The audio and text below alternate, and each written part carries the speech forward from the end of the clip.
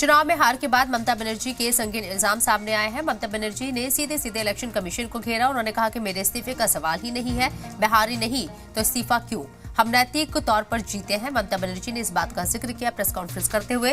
पहले मेरे हारने का सबूत दीजिए, हमारी लड़ाई बीजेपी से नहीं इलेक्शन कमीशन से थी, गड़बड़ी करके चुनाव जिताया गया है। पूरे केस में चुनाव आयोग विलेन है। ममता बनर्जी ने ये गंभीर इल्जाम लगाए हैं, संगीन इल्जाम लगाए हैं। बीजेपी ने हर तरह की ताकत का इस्तेमाल किया है। मैं इंडिया इत्तेहाद के साथ रहूंगी। सोनिया, राहुल और प्रियंका से बात हुई है। अखिलेश और हेमंत सोरेन ने फोन किया है। तेजस्वी यादव से भी मेरी बात हुई है। ममता बनर्जी वाज़ेह है कि कल अपनी सीट भी नहीं बचा पाई और 80 सीटें जीतने वाली टीएमसी अब ममता बनर्जी के जरिए ममता बनर्जी इस बात को कहती हुई नजर आई है कि वो इलेक्शन हारी नहीं है, लेकिन ये इलेक्शन उन्हें हराया गया है और सीधे सीधे उन्होंने इलेक्शन कमीशन के ऊपर निशाना साधा है, संगीन इल्जाम लगाए। যদি কেউ মনে করে যে আমি কি রেজিগনেশন দিতে হবে, no, not that. Now also I want to say that we didn't lose the election. It is their forceful attempt to defeat us. The message came to us from his control office, Delhi. They hijacked the counting center also. This is most unfortunate. This is not only unfortunate. I think that this message should go to everywhere. কেন কিসের জন্য? আমরা তো হারিয়ে নিয়ে যাব। হারলে আমি যদি শপথ নিতে যেতাম তাহলে আমি রেজিগনেশনটা করতাম। এখন তো কোয়েশ্চেন ডাজন্ট অ্যারাইজ। জোর করে দখল করে যদি কেউ মনে করে যে আমি কি রেজিগনেশন দিতে হবে, no, not that. They kicked me in my belly, they kicked me in my backside, and they abused, physically manhandled, assaulted, and you cannot imagine what happened because that time CCTV was off. So far I know, I have seen the CCTV footage. Mamata Banerjee ने ये संगीन इल्जाम लगाए हैं press conference करके और सीधे तौर पर उन्होंने बताया कि उन्हें चुनाव हराया गया है, वो चुनाव हारी नहीं है, उनके साथ बदसलूकी की गई है और वो इस्तीफा नहीं देंगे। जब वो चुनाव ही नहीं हारी तो इस्तीफा क्यों दे, ये सवाल उन्होंने उठाया है। इस मौजू पर बात करने के लिए हमारे साथ जो खास मेहमान चर्चा में जुड़े उनका तारुफ आपसे कराना चाहेंगे निकुल के पटेल साहब, लीडर कांग्रेस पार्टी से, इसके साथ ही शांत प्रकाश जाटा साहब लीडर बीजेपी से हमारे साथ मौजूद है। आप लोगों का इस्तकबाल है सलाम टीवी में और लोग भी चर्चा का हिस्सा रहेंगे। सबसे पहले शांत प्रकाश जाटा साहब, आज ममता बनर्जी ने प्रेस कॉन्फ्रेंस करके सीधे तौर पर इल्जाम लगाया गया कि इलेक्शन कमीशन के जरिए बीजेपी ने ये पूरे चुनाव जो है जीतने की कोशिश की और इलेक्शन कमीशन को पूरा विलेन बताया गया है। वो चुनाव हारी नहीं है, आपने इलेक्शन कमीशन के साथ मिलकर उन्हें चुनाव हराया है, क्या कहेंगे आप? देखिए, ममता जी को इस चीज को स्वीकार करना चाहिए। जो जनता ने उनके लिए जो जनादेश दिया है उसको स्वीकार करना चाहिए। ये इलेक्शन कमीशन ने नहीं बल्कि जनता ने उनको हराया। इलेक्शन कमीशन ने तो जनता को वोट डालने के लिए रास्ता बनाया और सभी जो एक्चुअल जो वोटर हैं वो वोट डाल सकें और वहां से प्रत्याशी को चुन सकें, उसके लिए उन्होंने प्रावधान किए और उसी प्रावधान में जो जनादेश मिला उसमें ममता जी जो है वो चुनाव हार गई हैं। अब उनको जनता का जो जनादेश है उसको स्वीकार करना चाहिए, उसका सम्मान करना चाहिए। वो जो लोकतांत्रिक व्यवस्था है मतदान की, उसको स्वीकार करना चाहिए। यहाँ पर आरोप लगाना, यदि किसी मामले में उनको ऐसा लगता है कि कहीं कुछ अनियमितताएं हुई हैं, तो आपके पास में कानूनी रास्ता है, उसको अख्तियार करके और फिर वहां पर उसको इस्तेमाल करना चाहिए। अगर काउंटिंग में कहीं आपको लगता है गड़बड़ हुई तो काउंटिंग दोबारा करवाने की मांग करनी चाहिए, मगर इस्तीफा नहीं दूंगी ऐसी जो हठधर्मिता, मैं मान करके चलता हूं कि ये बौखलाहट में दिया गया उनका बयान है। और ठीक है, वो तो जिस वक्त में फ्लोर मीटिंग होगी, फ्लोर पर जो विधायक होंगे तो उस वक्त तय हो जाएगा कि कौन मुख्यमंत्री रहेगा, मगर इस प्रकार का बयान दे के और इस प्रकार की बात कह करके मुझे नहीं लगता कि एक परिपक्व जो नेता का आप परिचय दे रही हैं, क्योंकि आपको तो पूरा देश में परिपक्व लीडरशिप के रूप में लोग जो है मानते रहे हैं मगर जिस तरीके से उनका आप उनका उनका इस्तीफा जो नहीं उनका दे जो रही गुस्सा है, हैं, उनकी जो वो नाराजगी अपने आप है में दिखाई देती है। चुनाव की जीत हार को लेकर ही नहीं है। उन्होंने कहा कि मेरे साथ बदसलूकी की गई, मुझे मारा गया, अब्यूज किया गया। जब वो काउंटिंग सेंटर पर यहाँ पहुंचती है तो उनके साथ ये बदतमीजी की गई। पूरे जो गिनतियां हो रही थी वोटों की, वहां उनके साथ ये बुरा बर्ताव किया गया, उनके कारकुनान के साथ बुरा बर्ताव किया गया। मेरे साथ निकुल के पटेल साहब है। निकुल के पटेल साहब, सिंपैथी आपको लगता है ममता बनर्जी लेने की कोशिश कर रही है? इंडिया अलायंस में वो बनी रहेंगी, इंडिया अलायंस नहीं छोड़ेंगी, कोई कुर्सी उनके पास नहीं है, सड़कों पर रहेंगी आजाद पंछी की तरह? जब तक इंडिया अलायंस की बात है, ममता जी ने लोकसभा के चुनाव के टाइम पे भी साथ जैसे नहीं थे वैसे ही थे, और अभी इस चुनाव में भी अगर हम देखें तो वो इंडिपेंडेंट पूरा चुनाव लड़े हैं। अभी जब चुनाव का परिणाम आ गया है और परिणाम के तहत हमने देखा कि जनता ने किसको बहुमत दिया है, तो वो जनता का जो भी जनादेश होता है, तो लोकतंत्र के अंदर कोई भी नेता हो उसको स्वीकार करना चाहिए। क्योंकि आज से 15 साल पहले जब बंगाल में उनका राज आया था, तब उनको जो खुशी हुई थी तो वो खुशी उन्होंने व्यक्त की थी अपने अलग हिसाब से। वैसे ही जब लास्ट टाइम भी जब वो चुनाव जीते थे और पूरा सरकार बनाया था, तब भी उन्होंने चुनाव आयोग के लिए नहीं बोला। लेकिन अभी इस बार उनको लग रहा है तो वो अपना अंगत मंतव्य व्यक्त कर सकती है, लेकिन जो संवैधानिक प्रक्रिया है उसको कहीं पे भी वो रोक नहीं सकती है। और आरोप प्रत्यारोप चलता रहेगा। चुनाव आयोग इंडिपेंडेंट संस्था है, वो अपना क्लैरिफिकेशन दे उनको। अगर वो एक प्रत्याशी है और उनका कोई डाउट है, उनका अगर कोई क्वेरी है, तो वो सभी क्वेरीज और डाउट्स को क्लियर करना चुनाव आयोग का फर्ज में आता है। तो मुझे लगता है कि जितने भी प्रश्न ममता जी पूछ रहे हैं तो चुनाव आयोग अच्छे से उनको जवाब दे। यही हम एक राजकीय पक्ष की ओर से हम भी ऐसा बोल सकते हैं। ठीक है, आपको उम्मीद है कि चुनाव आयोग जो है, जो इल्जाम ममता बनर्जी के जरिए लगाए गए हैं उन पर सफाई देगा या फिर अपने काम को बताने की कोशिश करेगा? बेसिकली ममता बनर्जी से ज्यादा सिंपैथी आपकी मुझे चुनाव आयोग की तरफ नजर आ रही है। ये कांग्रेस के तेवर बदले हुए, क्योंकि मगरबी बंगाल में कांग्रेस को ममता बनर्जी ने तवज्जो नहीं दी थी। शायद ये उसी का एक रिवेंज हो सकता है। हालांकि शिवाजी सरकार मेरे साथ सीनियर जर्नलिस्ट हमारे साथ इस चर्चा में जुड़ गए। शिवाजी सरकार साहब, ममता बनर्जी की ये हठधर्मिता है, सिंपैथी है, या एक नया दाव है, इस्तीफा नहीं दूंगी?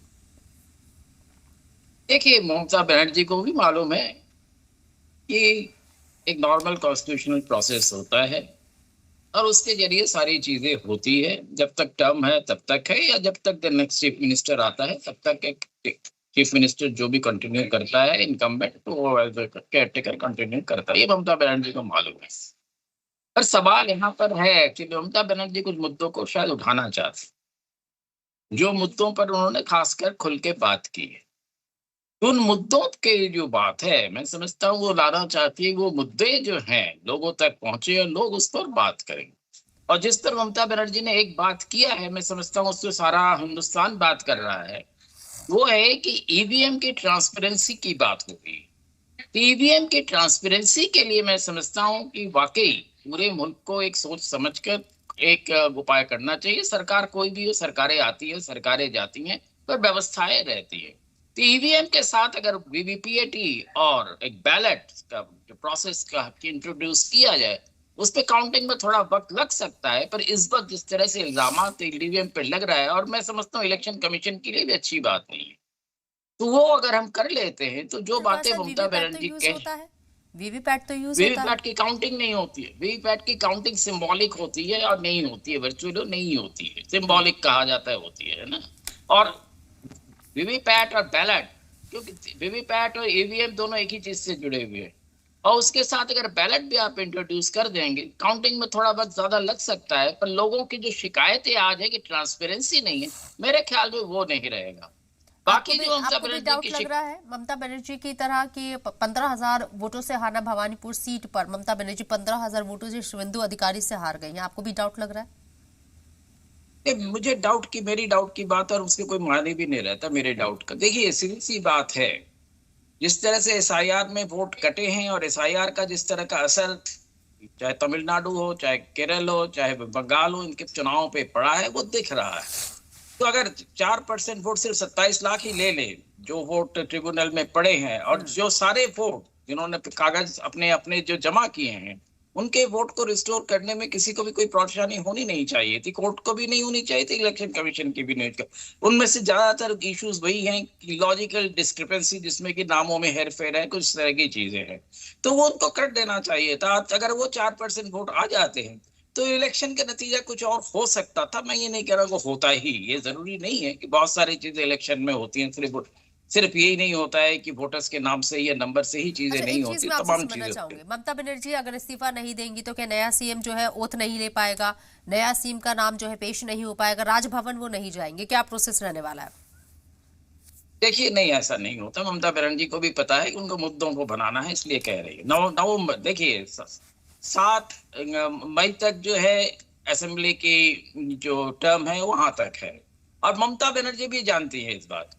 ऐसा नहीं है कि ममता बनर्जी कॉन्स्टिट्यूशन को नहीं जानती। मैं 70 से ममता बनर्जी सिस्टम से जुड़ी हुई है, मंत्री रही हैं, तमाम तरह के पोजीशन उन्होंने रखे हैं, सारी चीजें उनको पता है। पर उनको एक मुद्दा उठाना था, मैं समझता, इसलिए उन्होंने मुद्दा उठाया है। और दूसरी चीज, ज्यादा से ज्यादा कोई भी जो इनकम्बेंट चीफ मिनिस्टर रह सकता है टिल द न्यू ओथ जो है, जो नया चीफ मिनिस्टर जिस दिन तक आएगा उस दिन तक रहता है। ये सारी चीजें पता है। और अब दूसरी चीज मैं आपको बता दूं, ये आज पहली बार नहीं हो रहा है कि इस तरह की शंकाएं जाहिर की जा रही है, सुबह शक सुबह हो रही है। जब 1977 में इंदिरा गांधी का चुनाव में हार गई थी, तब भी ये शक हुआ था कि शायद वो इमरजेंसी तब चल रही थी, आपको ख्याल हो, इमरजेंसी के दौरान चुनाव हुए थे, और मिसेस गांधी के जो रिजल्ट आए थे वो भी इमरजेंसी के दौरान है। तब भी ये शक लोगों को हुआ था शायद मिसेस गांधी रेजिग्नेशन न दे, पर मिसेस गांधी ने रेजिग्नेशन देने से एक दिन पहले उन्होंने पहले इमरजेंसी खत्म किया, क्योंकि उनको मालूम था कि इमरजेंसी छोड़ के अगर जाएंगी तो उसके परिणाम दूसरे हो सकते हैं। इमरजेंसी खत्म किया, फिर उन्होंने रेजिग्नेशन भी दिया। इसलिए ये सारी चीजें मैं समझता हूँ कोई भी इलेक्टेड रिप्रेजेंटेटिव जो होते हैं वो ऐसा नहीं करते ना। मैं ये भी नहीं मानता हूँ कि ममता बनर्जी भी ऐसा करेगी। ये सिर्फ एक उनके अपने कैडर को मैसेज देने की बात है, बाकी दुनिया को बताने की जरूरत है उनको कि किस तरह से सारी चीजें हुई है, जो उनके मुताबिक नहीं हुई उन चीजों को बताने की कोशिश कर रही है। तो ये सारी चीजें दांव पेंच का एक हिस्सा होता है। ठीक है, उन्होंने देखिए वो सक्सेसफुल तो ये बात पे हो ही गई ना कि आज हम उस बात पर बात कर रहे हैं, पूरा हिंदुस्तान उस पर बात कर रहा है, ये तो हो ही रहा है। तो ममता बनर्जी की सक्सेस वहां तक है, वहीं तक रहेगी। इसमें मैं नहीं समझता कि ममता बनर्जी कोई डिसरप्शनिस्ट है और वो कोई चीज डिसरप्ट करने की कोशिश कर रही है। ठीक है, मेरा सवाल यहाँ पर शांत प्रकाश जाटव साहब आपसे है। चुनाव से 2 दिन पहले ममता बनर्जी इस बात का जिक्र पहले भी कर चुकी हैं और एक बार फिर से प्रेस कॉन्फ्रेंस करके इलेक्शन के बाद उन्होंने कहा है कि आपने IAS IPS अधिकारियों को जो है उनके तबादले कर दिए और ये पूरा सिस्टम दिल्ली से फॉर्म किया गया था, दिल्ली से इन चीजों को कंट्रोल किया जा रहा था। गृह मंत्री का भी उन्होंने नाम लिया है। देखिए, 2021 के चुनाव के बाद जो परिणाम वहां पे हमने देखे और जो हालात पैदा हुए, किस तरीके से जो है वहां पर दंगा हुआ, ड्यूरिंग इलेक्शन जो है किस तरीके से दंगा हुआ, वो सब चीजें जो है हमने देखी। इस कारण से केंद्र सरकार ने उस पर अपना जिम्मेवारी का आह्वान किया। इलेक्शन कमीशन ने सुरक्षा बलों को वहां पर लगा करके और IAS अधिकारी, प्रशासनिक अधिकारियों ने अपनी जिम्मेवारी वहां पर संभाल कर वहां पर कानून व्यवस्था को बेहतर रखा ताकि कोई किसी प्रकार की ऐसी घटना ना हो।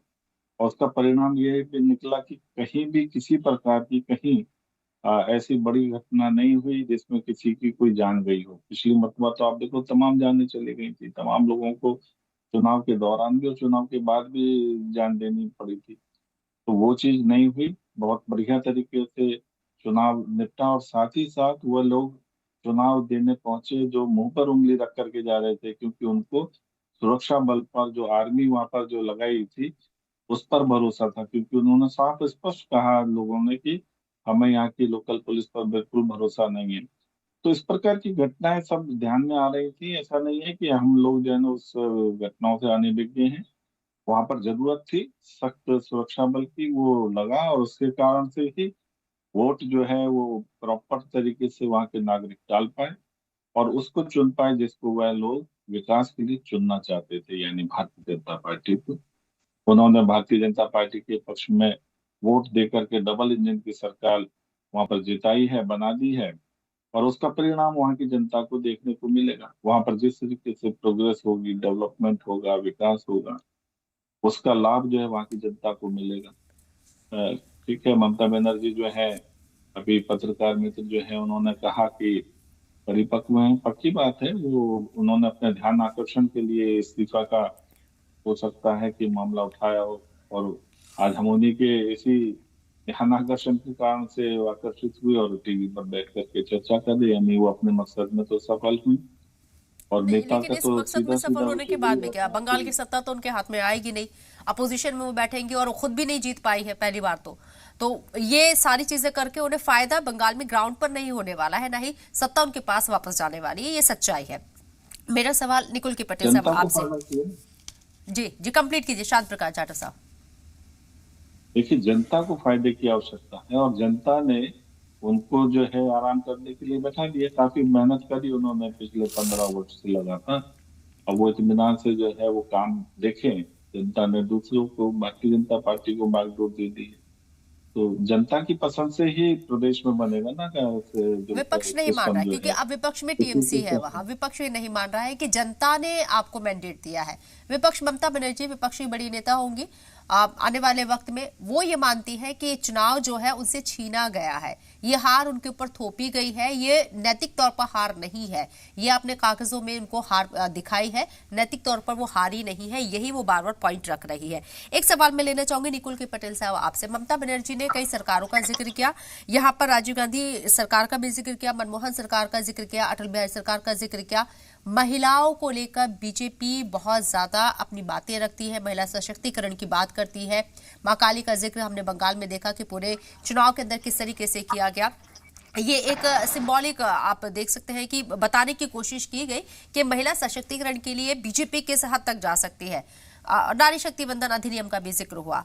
ममता बनर्जी ने उसी का हवाला देते हुए ये कहे कि उसी पर वार करते हुए कहा है कि मेरे साथ ज्यादती की गई है, मारपीट की गई है, धक्का मुक्की की गई, मुझे गालियां दी गई। कांग्रेस इस पर साथ रहेगी ममता बनर्जी के?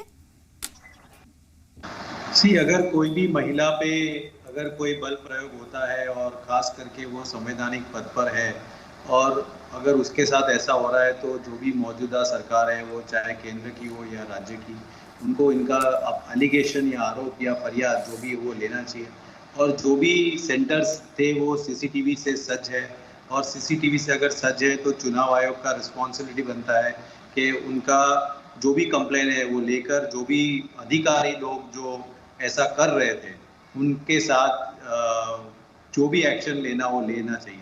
मैं मेरा खुद का उदाहरण इसलिए देना चाहूँगा कि मैं अभी स्थानीय चुनाव में जब चुनाव प्रक्रिया चल रही थी, तो वहाँ पे वार्ड नंबर 2 में जब पूरा मामला बाहर आया और मैं वहाँ पे प्रेस प्रवक्ता की वो तरह मैं अपना प्रतिक्रिया दे रहा था, वहाँ के पुलिस वालों ने मुझे धक्के मार मार कर पुलिस की गाड़ी में बिठाया, जो वो एकदम असंवैधानिक है।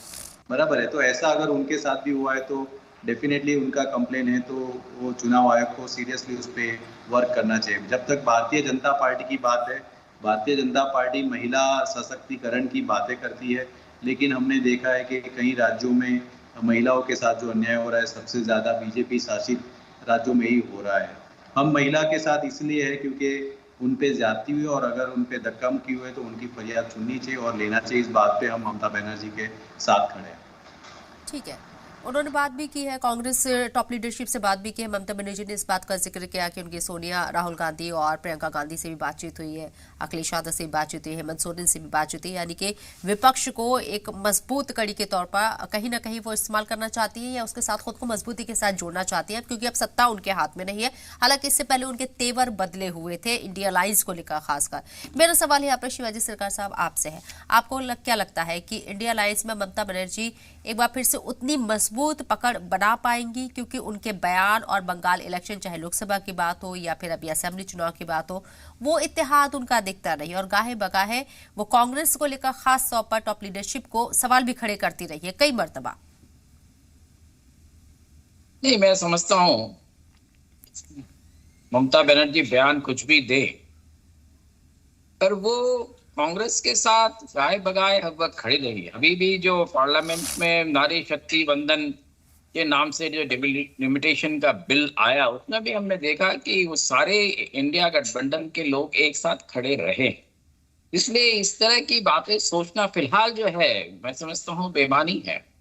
वो जरूर इंडिया गठबंधन के साथ रहेंगी और अभी नहीं, उनको आगे भी रहने की जरूरत है अगर उनकी पार्टी बनी रही तो, क्योंकि उनकी पार्टी पर जो है कई तरह से, मैं समझता हूँ कई तरह से अटैक होंगे और ये ममता बनर्जी इन चीजों को समझ रही है। और आज का प्रेस कॉन्फ्रेंस में समझता हूँ इन चीजों को किसी न किसी तरह डायरेक्टली इनडायरेक्टली हाईलाइट करने के लिए ही उन्होंने किया है। पर मैं इसमें मुझे शक नहीं है कि इंडिया गठबंधन के साथ वो नहीं होगी। इंडिया गठबंधन के साथ ठीक है, जब साथ होते हैं कभी साथ नहीं होते हैं, कभी कई तरह की सवाल भी करते हैं, बातें भी करते हैं। सवाल करना डेमोक्रेटिक प्रोसेस है।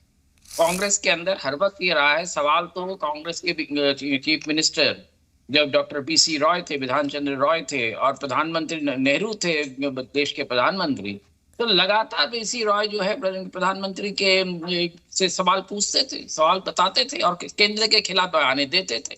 तो ये कोई ऐसी बात नहीं है हिंदुस्तान की राजनीति में किस तरह की बातें करना कोई गलत बात कभी माना नहीं गया है।